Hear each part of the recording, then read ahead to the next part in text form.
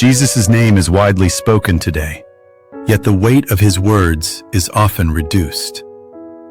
His teachings are welcomed when they affirm, but resisted when they confront, quietly turning obedience into something optional rather than essential.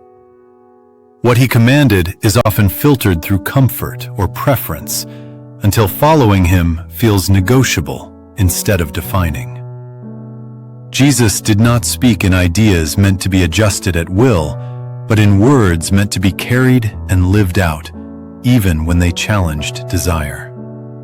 When his instructions are softened to avoid resistance, belief may still appear sincere, but discipleship loses its depth, and Christ is treated more as a guide than a Lord.